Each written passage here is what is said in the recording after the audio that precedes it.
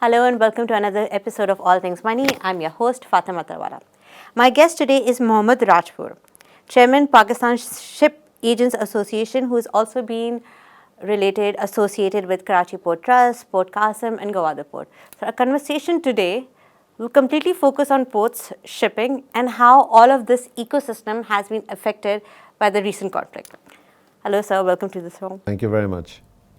So, one of the silver linings of all of this whole Iran conflict that is going on is that the activity in Karachi port has increased 1400%.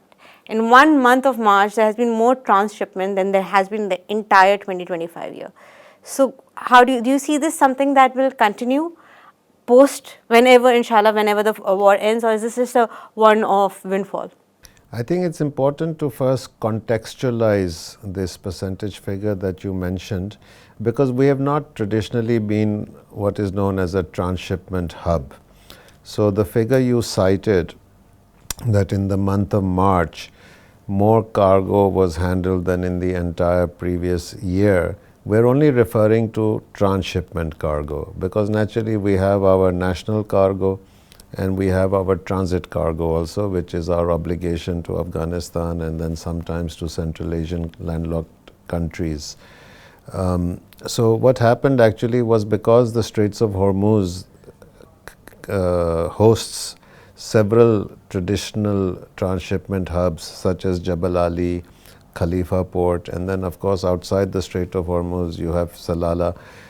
Those ports were impacted and they were not able to perform to their usual degree. So some vessels diverted to Pakistan. They also diverted to other countries like India and Sri Lanka, and even as far away as Singapore and East Africa. So we got that bump, so to speak. So the port of Karachi received about 8,500 containers on 4 or 5 vessels. The port of Qasim received about 4,000 containers on 1 vessel, and Gwadar even received a couple of non-containerized vessels in the last few days. So all of that suddenly looks like a huge jump, hence the astronomical percentage. But if you think about all the 3 ports figures that I just mentioned to you, that's about 2 days worth of normal cargo handling in our ports. So if you have 365 days in a year, तो उस context में ये कोई बड़ी बात नहीं है. बड़ी बात ये है कि ये नया cargo है. It's a new component. So which is what is transshipment. Now your question as to whether after the... I'm sorry, I'm interrupting. Transshipment is basically when cargo from one ship is transferred to another ship. Yes, but there's one more important distinction, that cargo is not destined to your country. So it is destined from one country to a third country going through the second country. So one ship brings the cargo, another ship takes it. It's a bit akin to the airline example. They operate on hub and spoke model. So when you're flying to London, you might find yourself first flying to Doha or Dubai. And then when you get to Doha or Dubai, you get bumped onto a bigger aircraft with passengers from other countries, from Malaysia, India, Thailand, etc. And then all of you are taken to London or Frankfurt or wherever. So it's a bit like that in shipping. So you have the large, what we call mother vessels, coming in with cargo for maybe 6 or 7 countries. They'll discharge it in a transshipment hub. And then 1 or 2 or 3 other ships will come and take it to Africa, Middle East, or wherever they're supposed to go to. So whether your question was very good, that is this a one-off or can this be something sustainable? If Pakistan can be the Doha, Dubai of transshipment, I mean, their entire ecosystems are based on there being a hub. Is that something? So there's a few things important for that. Those of us who are from the industry are arguing with the government or canvassing with the government that we should have sustainable transshipment policies so that this business comes to us on a permanent basis. Now, what do you need for that? You use the word ecosystem. Certain things are hard, certain things are soft. Hard se murad ye hai ki infrastructure. So you need the ports, you need the terminals, you need the equipment, and you need the software and to some extent the labor, etc. We have all of that. Pakistan is second to none in that regard, alhamdulillah. Really? Really? Yes, we have the most modern terminals in the region. We have 4 container terminals in Pakistan with the capacity of handling 6 million containers per annum, and we handle 3.8 per annum. So we have a latent excess capacity of 2.2 million containers. So that's very easy to absorb any additional. A latent excess capacity of 2.2 million. Yes. Is that a huge number if I put it in context, or is this a spill? No, it's a significant number because, of course, ports like Jabal Ali, they handle 15.5 million containers a year. Somebody like Salalah is probably handling 4 or 5 million containers a year. Singapore is handling 25 million plus. The Chinese ports, there's half a dozen Chinese ports which are handling 25 million. But having said that, for our size of country and our size of economy, this is a very good capacity. So we have that room to grow, right? So that's the hard side. The soft side of it is the regulations. Transshipment needs a very facile system of working. You need least interference from the regulatory authorities and highest amount of facilitation. You know, when Dubai started as a transshipment hub, Sheikh Rashid was famous for having said that I don't care from where you come, I don't care where you go, and I don't care what you bring in your container as long as you do it through Dubai. So they had a totally hands-off approach, and you know, some people argue that led to smuggling as well, but that's one aspect of it. I'm sure most of it was non-smuggling related, and they grew their business that way. Same with Singapore. Lee Kuan Yew had a vision, and you know, he built good facilities and he gave ease of regulation. So here also we've had a transshipment policy for the last 20 years, but as you yourself mentioned in the introduction, we've not had any significant transshipment happening. So why was that? It's because your policies were not world class, your policies were not friendly.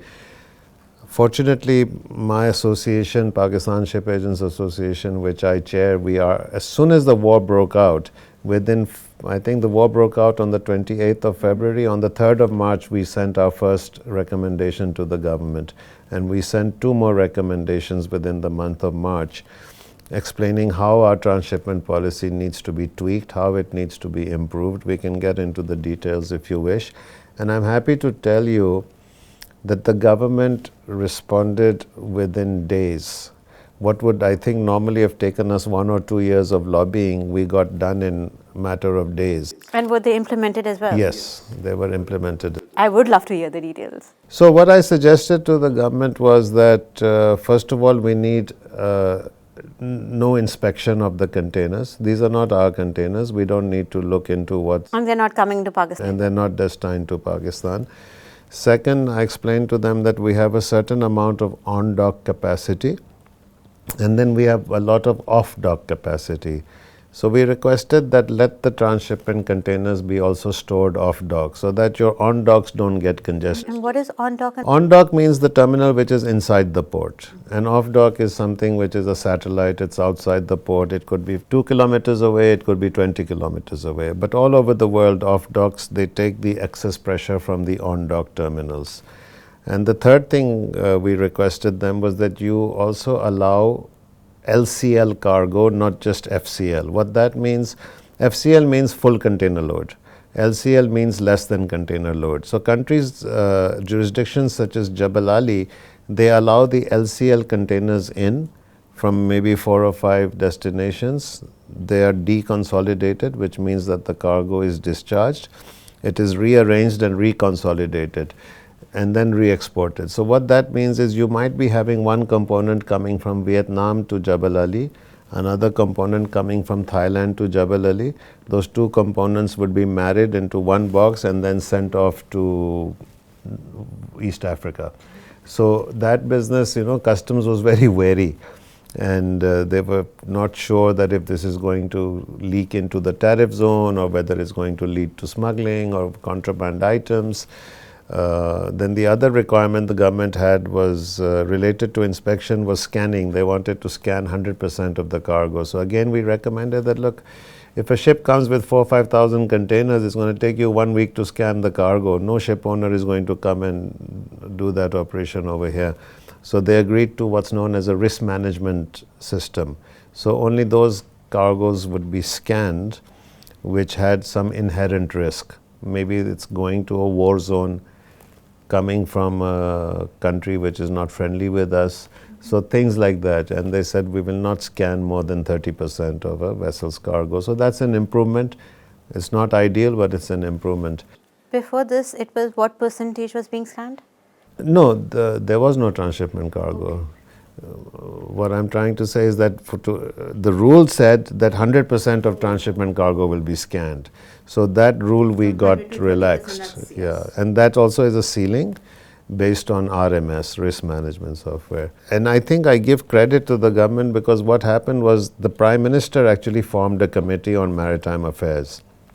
It was led by the Minister for Maritime Affairs, and it was populated with members from the public sector and private sector. So myself, other business people, we had the customs, we had the commerce ministry, we had the maritime ministry, we had the port authorities, and we met on a daily basis for 3 weeks. And then the regularity got a little bit more spaced out to twice a week or something. And now that committee actually has completed its work. And now there's a SAPRA body under the SIFC which is now handling everything. Oh, so this is not under SIFC's purview? Yeah, but those of us who were serving on this Committee of Maritime Affairs, we've completed our task. That's why I'm happy to report to you that whatever was discussed, recommended, was adopted and implemented. Implemented to the extent of SROs. So I give credit to the leadership of the minister and the leadership of the customs, the member customs and the chief collector over here. They were extremely helpful, and now this policy has been rolled out. So that should be the answer to your question as to whether we can sustain this. So we have the soft policy framework, which is relatively facile. We also have rationalized a little bit the ports, some of their costs. Now I think it's just a question of doing some good effective marketing and letting the shipping lines know that Pakistan is open for transshipment. So given the number of changes that have been implemented, did the crew, did the staff, did the labor in the ports, did they have to be retrained, or this was... No, transshipment cargo, whether it's transit, transshipment or your national captive cargo, the method of handling it is the same. So there's no change in that regard. These are more regulatory aspects, what I was trying to explain. Would you have a quantum of how much revenue has been generated, or what has been the increase in revenue in, say, March? Well, I don't have the hard numbers. The ports would have those numbers, of course.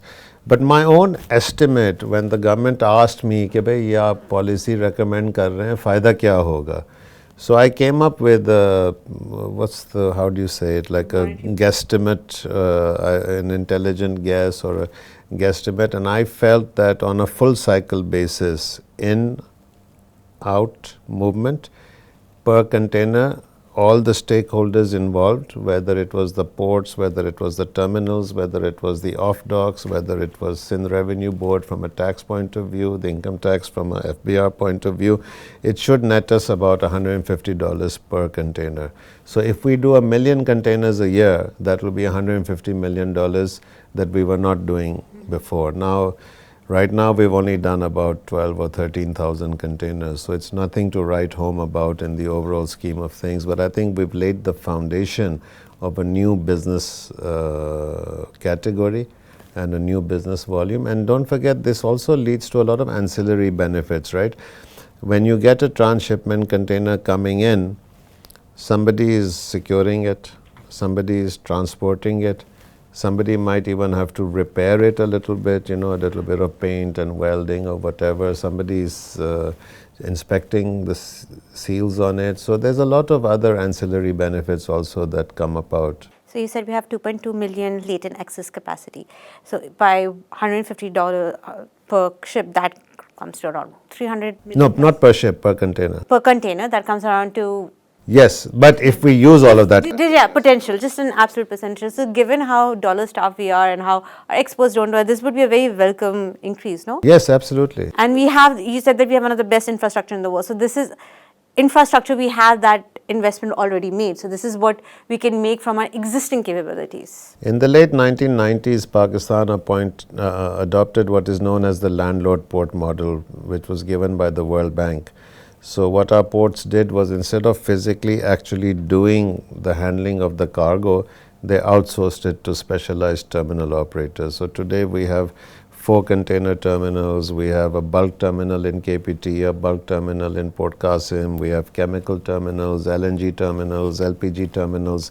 So all of those are mostly domestic and foreign investors, and they bring in the best of the equipment, the best of the processes. A lot of them are joint ventures with foreign companies. So that's why I say we do have good infrastructure and we do have good processes. Our KPIs are as good as any other international port. So we can load and discharge cargo as well here as they do in Rotterdam, for example, or Hamburg, for example, or Jebel Ali, for example. So we're quite efficient.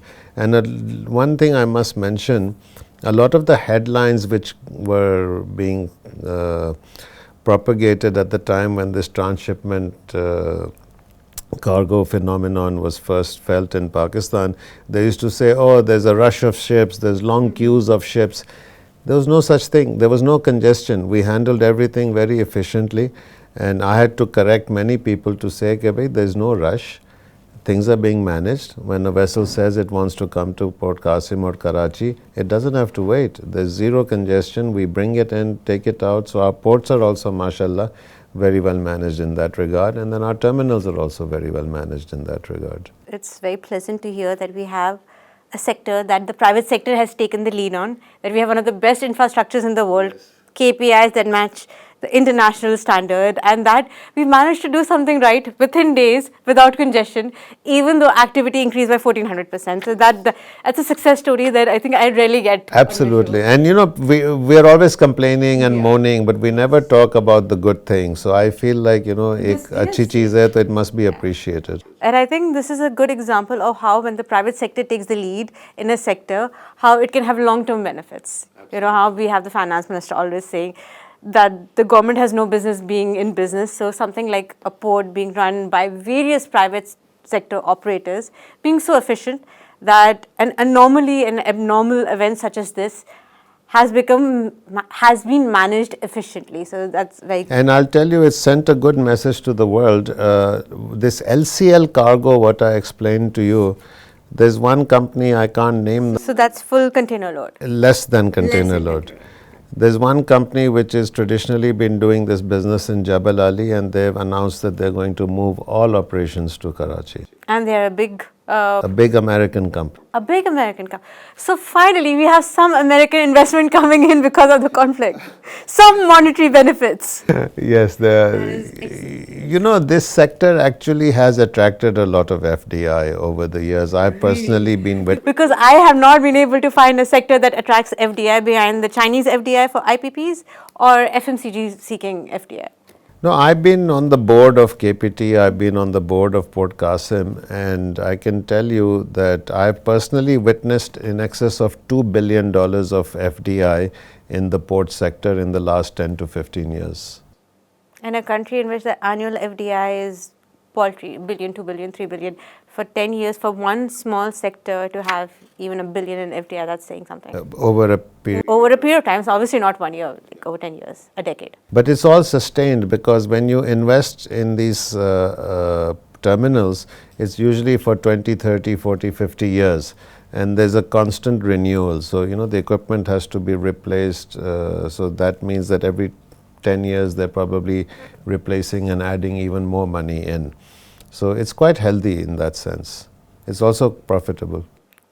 That is good to know. Profitable means taxes. Taxes mean the FBR gets the revenue, and the rest of us have to pay a little less in taxes. So and this sector is fully documented.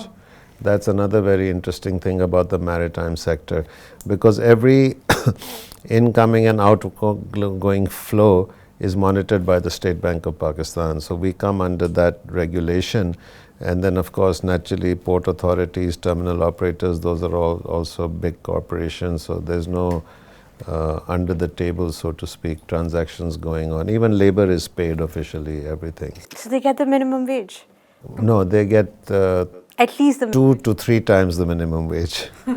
But port labor world over is like that, extremely well remunerated the world over, because it's highly specialized and highly unionized. We have this whole debate going on, minimum wage, living wage, and how we used contract labor and third-party labor, and there's always somebody going in each sector that this is. So to have a sector that is being well compensated as is also possible. Yeah, you know, there's even women operating cranes in the port of Karachi, and they get paid 150 to 200,000 rupees a month. And what kind of specialized training has been given to them? The terminal operator sent them for training, I think, to Oman at one point, and now they're deployed in. It's like a gender inclusive outreach program, or it's just something that happened? I think it was a gender outreach, because traditionally in the maritime sector, women are highly underrepresented. So because it's an occupation which is out in the field, it's a 365, 24/7 operation, so it's not very conducive or attractive maybe to females all the time. But there is a small percentage, and I think it will grow eventually. But again, even globally, there's no gender balance in this sector. It's skewed towards men for sure. So for the last decade, if $1 billion have been coming in, so has KPT's, Karachi Ports and Port Qasim's activities been sufficient to require such investment? So like, were they already profitable and prosperous that they had all the investment coming in before the war? So our ports have always been solvent, and they've always been profitable. Part of the reason, of course, is that they are natural monopolies. So they have a certain amount of, let's say, captive business. But having said that, they do have the absorptive capacity, because our cargo volumes are growing every year. Our population is growing, our economy is growing, so similarly our cargo is growing. And then when you're growing at 6, 7, 8% a year, then you need capacity every 10 years. So in that sense, that is why it has been attracting investment and why it has been profitable. And we have a rule of thumb in our business that the trade flows usually grow at 1.5 times of GDP. So you know our GDP figures, they have been fluctuating, but again the volume of cargo goes 1.5 times that. So it's quite healthy. The conflict with Iran is in the news, but at the same time we have our own conflict going on with Afghanistan, and a lot of trade has been blocked. So are there any shipments headed for Afghanistan in Karachi Port or in Port Qasim that are being blocked? And could that impact future transshipment or future? So traditionally, we do about 100,000 containers a year, I think, to Afghanistan. And my understanding is that currently anywhere between the port and the border, maybe 4,000 or 5,000 containers are stuck. So in our annual capacity of 6 million and our annual handling of 3.8 million, this is nothing.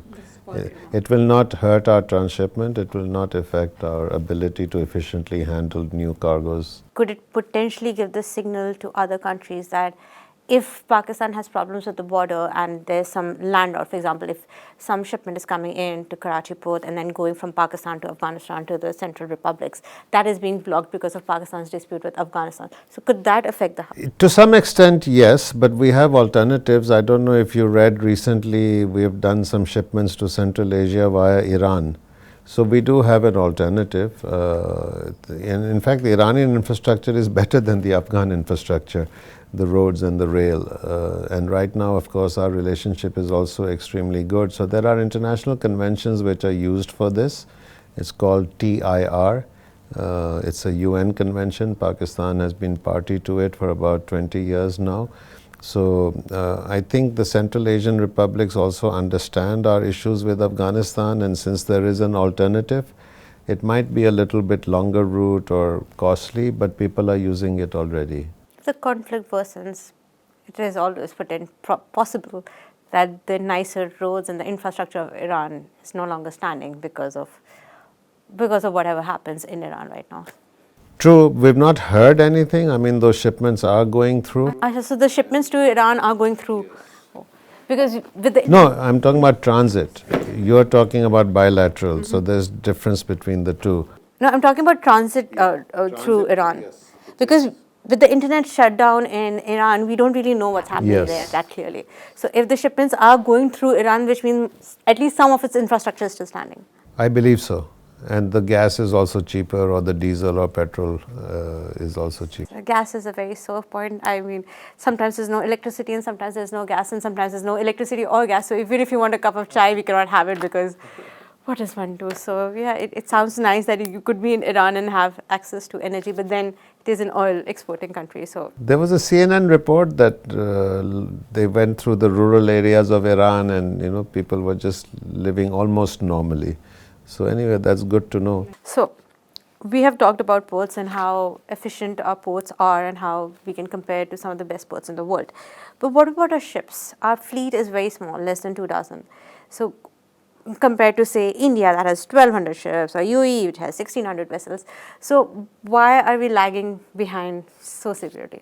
We have, I think, a dozen or so vessels in the name of Pakistan National Shipping Corporation, PNSC, and about half of those are dedicated to our crude oil shipments. We used to have a private sector which was quite vibrant, predicated upon the east and west Pakistan, so we needed to connect the two countries. And a lot of the big famous old names, Kawasjis, Valikas, Milwalas, Habibs. Wow, I'm related to the Valikas. Okay, so all these families were prominent ship owners till nationalization in 1974.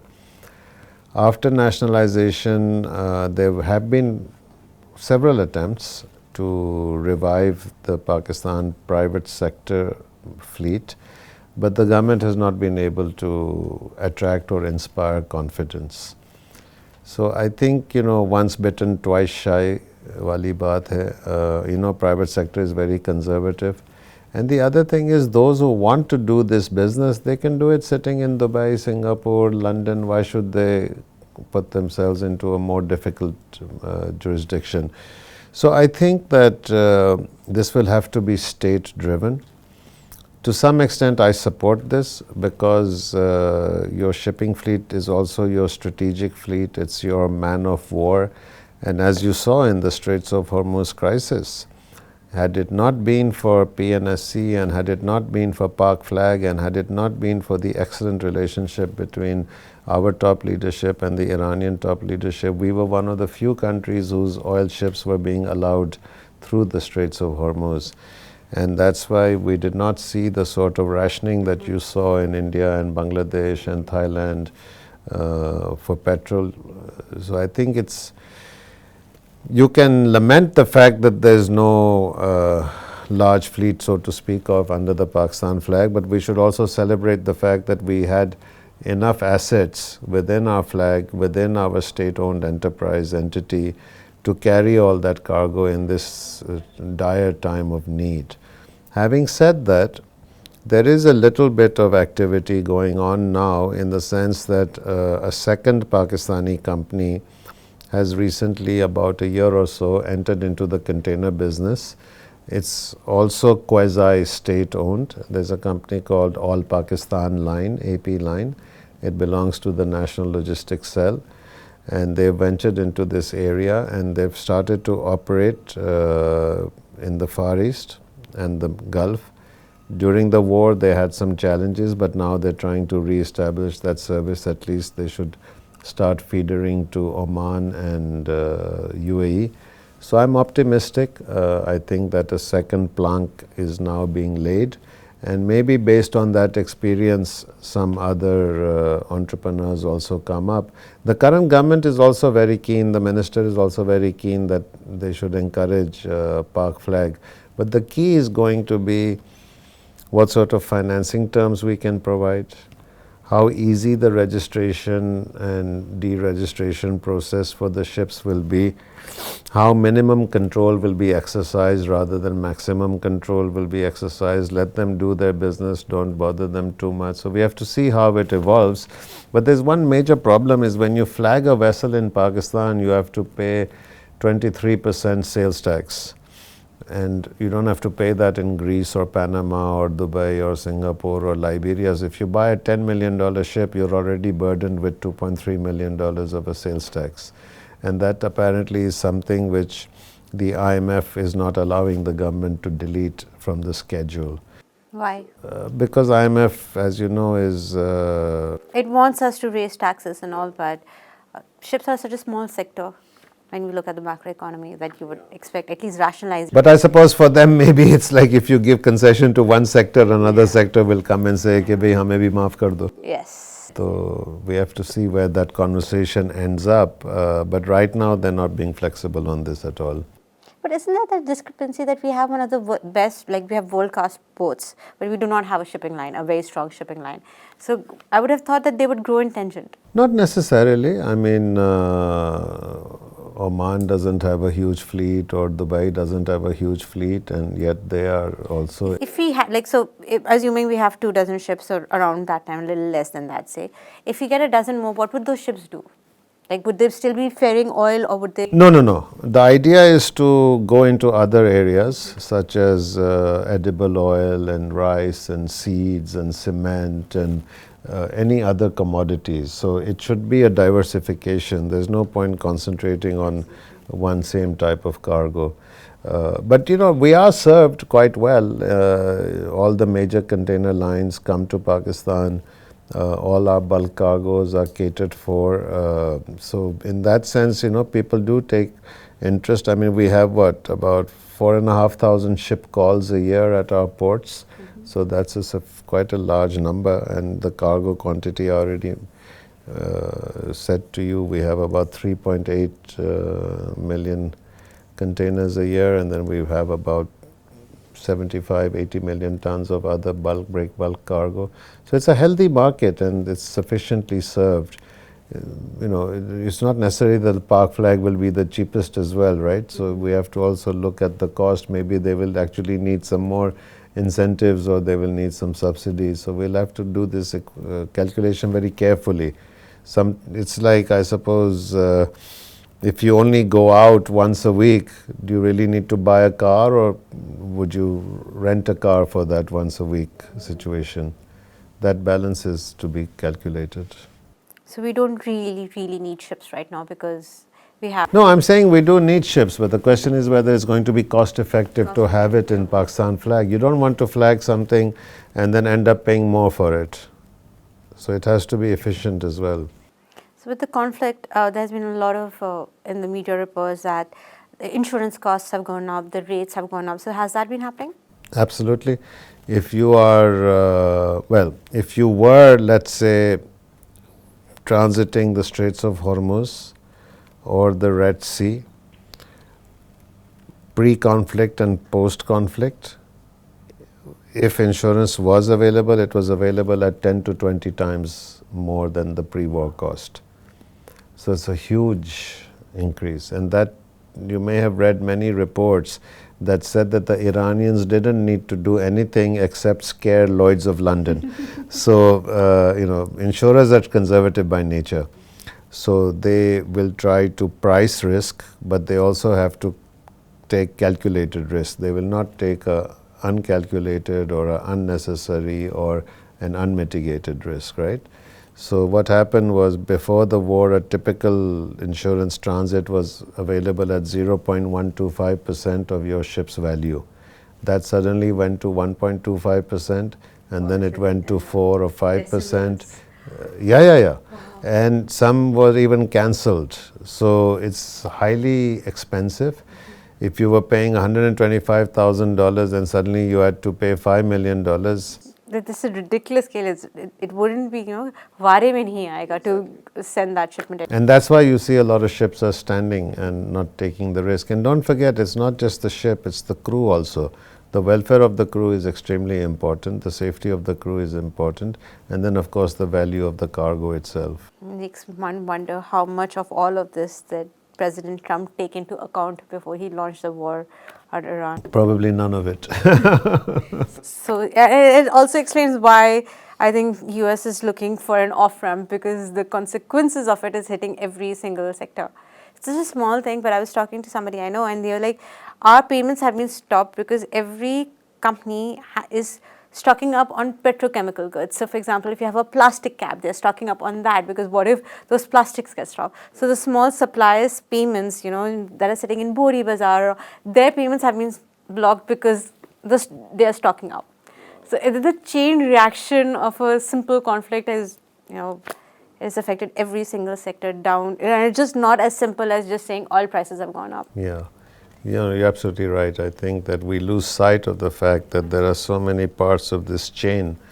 And of course, those who are most vulnerable are those with the limited incomes or limited savings. Absolutely.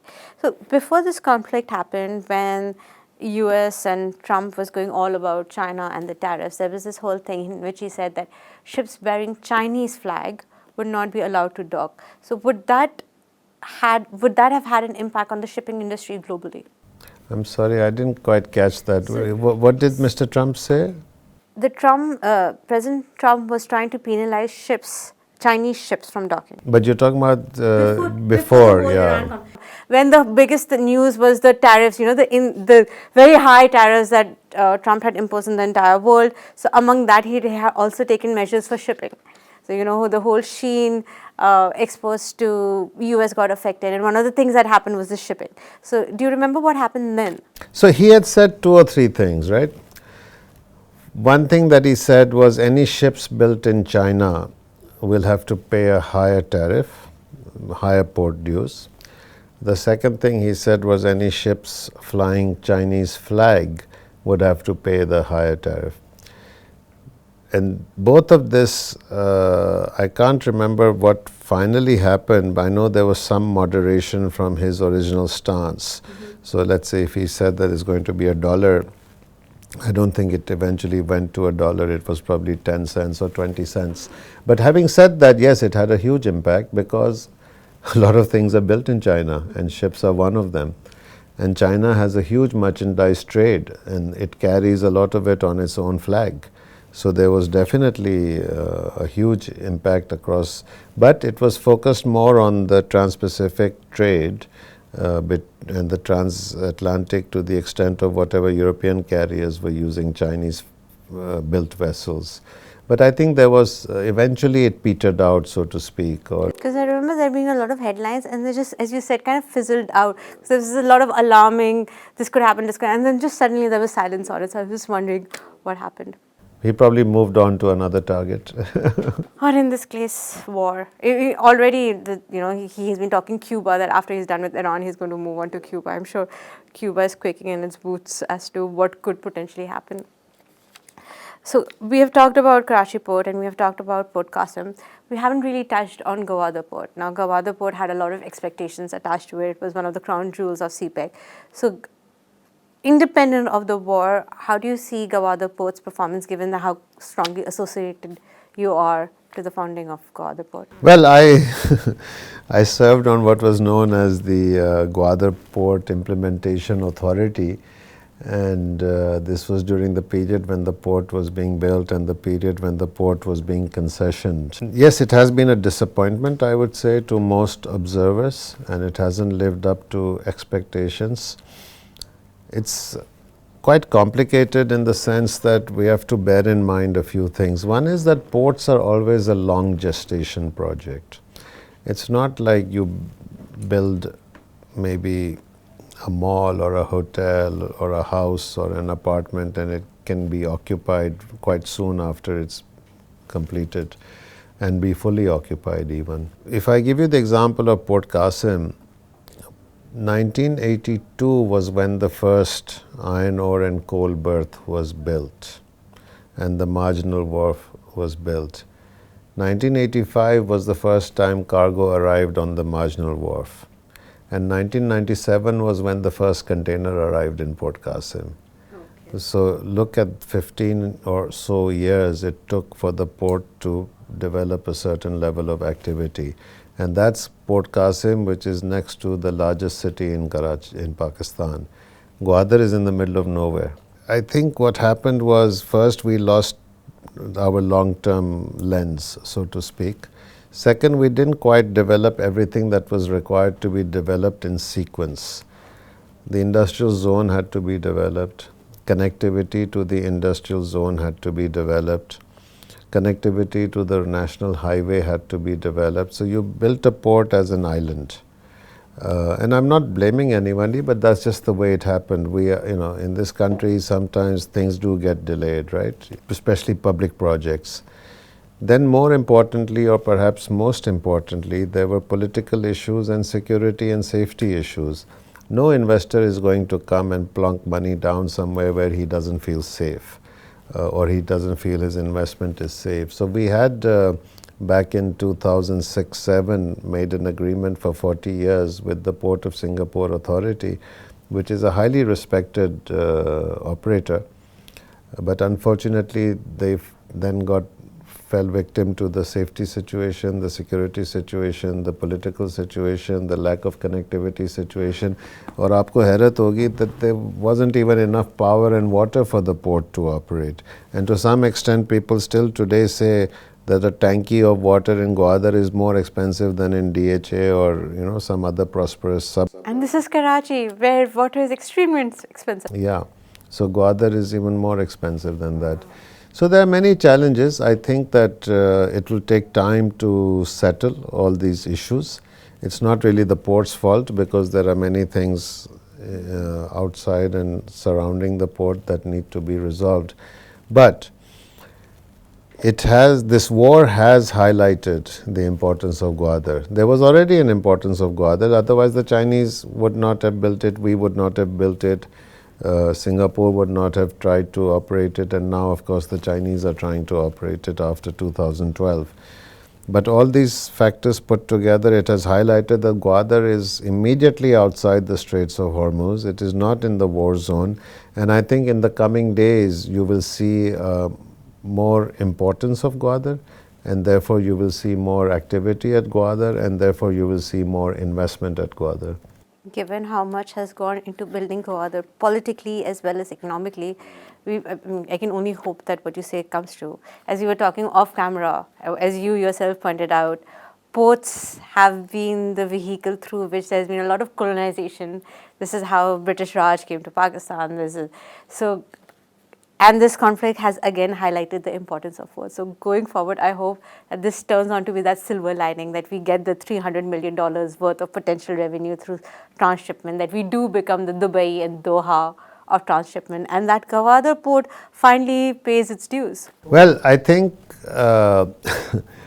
you're correct. Ports do play a very important role in empire. The question is, of course, in this case, which empire will we be serving? But I truly believe that it is strategically important, and as I said, I think you will see more activity coming there.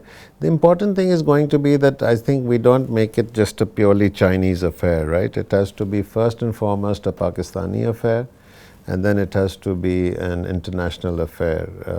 They have the right to operate the port, but we should welcome any and all investment, whether it's coming from United States or coming from Singapore or coming from Germany. I think we need to be non-discriminatory in that regard. Absolutely. As deep as the friendship goes with our Chinese brothers, we do need investment from other sources. We need to diversify.